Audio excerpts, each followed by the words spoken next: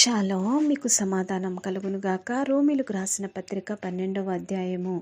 కాబట్టి సహోదరులారా, పరిశుద్ధమును దేవునికి అనుకూలమునైన సజీవ యాగముగా మీ శరీరములను ఆయనకు సమర్పించుకొనుడని దేవుని వాత్సల్యమును బట్టి మిమ్మును బతిమాలుకొనుచున్నాను. ఇట్టి సేవ యుక్తమైనది. మీరు ఈ లోక మర్యాదను అనుసరింపక ఉత్తమమును అనుకూలమును సంపూర్ణమునయ్యున్న దేవుని చిత్తమేదో పరీక్షించి తెలుసుకొనున్నట్లు మీ మనస్సు మరి నూతన మగుట వలన రూపాంతరము పొందుడి. తన్ను తాను ఎంచుకొనదగిన దానికంటే ఎక్కువగా ఎంచుకొనక దేవుని ఒక్కొక్కనికి విభజించి ఇచ్చిన విశ్వాస పరిమాణ ప్రకారము తాను స్వేచ్ఛా బుద్ధి గల వారగుటకై తగిన రీతిగా తన్ను ఎంచుకొనవలెనని నాకు అనుగ్రహింపబడిన కృపను బట్టి మీలోనున్న ప్రతి వానితోనూ చెప్పుచున్నాను. ఒక్క శరీరములో మనకు అనేక అవయవములు ఉండినను ఈ అవయవములన్నిటికీ ఒకటే పని ఎలాగూ ఉండదో అలాగే అనేకులమైన మనము క్రీస్తులో ఒక్క శరీరముగా ఉండి ఒకనికొకరము ప్రత్యేకముగా అవయవములమై ఉన్నాము.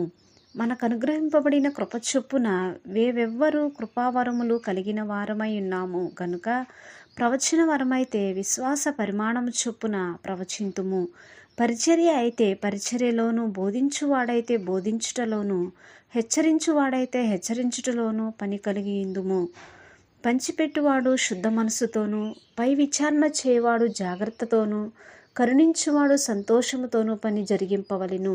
మీ ప్రేమ నిష్కపటమైనదై ఉండవలెను. చెడ్డదానిని అసహించుకొని మంచిదానిని హత్తుకుని ఉండుడి.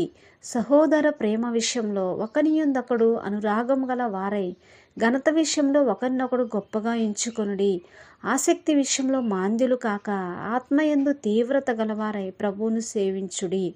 నిరీక్షణ గలవారై సంతోషించుచు, శ్రమయందు ఓర్పు గలవారై ప్రార్థనయందు పట్టుదల కలిగియుండుడి. పరిశుద్ధుల అవసరములలో పాలు పొందుచు శ్రద్ధగా ఆతిథ్యమిచ్చుచుండుడి. మిమ్మును హింసించు వారిని దీవించుడి.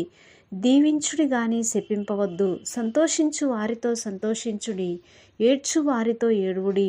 ఒకనితోనొకడు మనస్సు కలిగి ఉండుడి.